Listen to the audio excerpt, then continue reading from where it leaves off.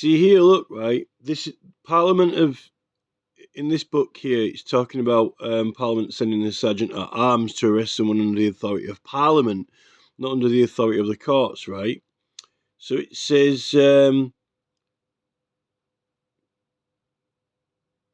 outer door was found closed and barricaded, and Burdett refused to surrender himself. Thereupon the sergeant, this is the sergeant at Mace from Parliament, like the Black Rod, yeah, had procured an opinion from the Attorney General as to how much force he might legally and properly employ in effecting an entry. He had then returned to the scene with some cavalry, infantry, and 30 police to make the arrest. Well, this is before the proper police force. I think this is meant to be 1811, around 1811, before Sir Robert Peel.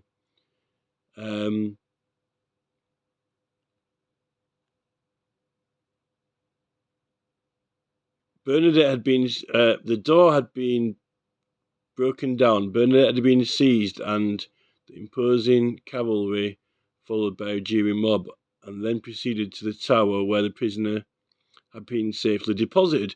Well, this is the thing.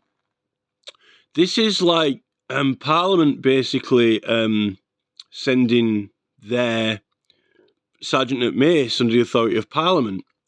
But they actually consulted the Attorney General first to see how much force they might use. The thing is now that if the police want to break in somewhere, depending on whether they've got a warrant or not, just look at that Rachel Eleanor Love who had a front door broken in. Now, this is the thing. With the right to petition, we cannot be prosecuted or arrested.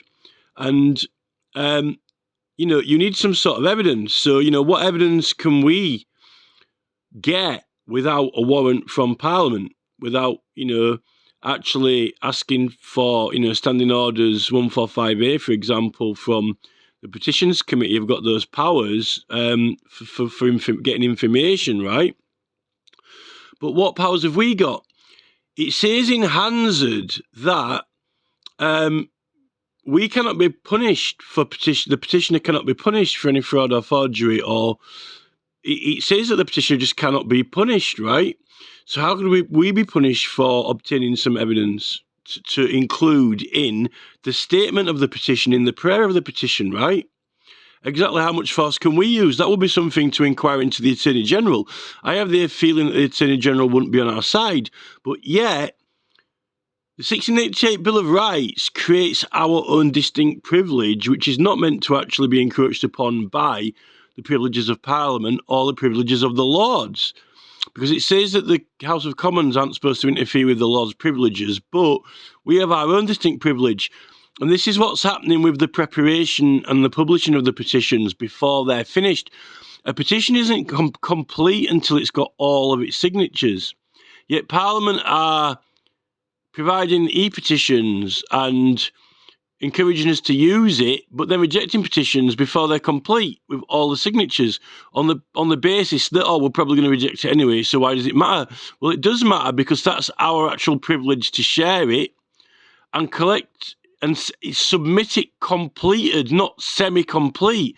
It's our right to submit it completed and their right to reject it, but what they're doing is they're accepting it semi-complete and then deciding that whether they're just going to reject it anyway, which is actually censoring it unlawfully from certain sharing. And that is actually our privilege, which has been encroached upon.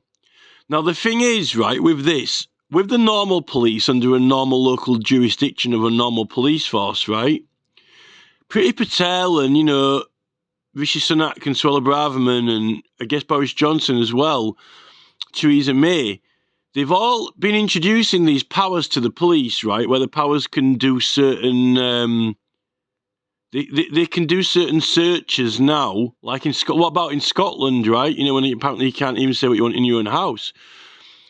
But all this police enforcement, they're a body now, they're like a body. And the law is always meant to be there for the people to use it, usage of the law, right? Because we're meant to be able to enforce the law, but they'll be having a laugh at us if we try to do half of the things which the police are doing at the moment, right? You know, and all this kind of like when they question people and sometimes they don't even charge them, they're dishing out all these conditions, or you can't go to an event, or you can't go to a protest, and all these other conditions they're imposing on people, which those conditions are illegal. Those conditions are actually illegal in half of the cases where it's to do with political rights, because you can't actually be charged, and this is to do with the privileges of Parliament.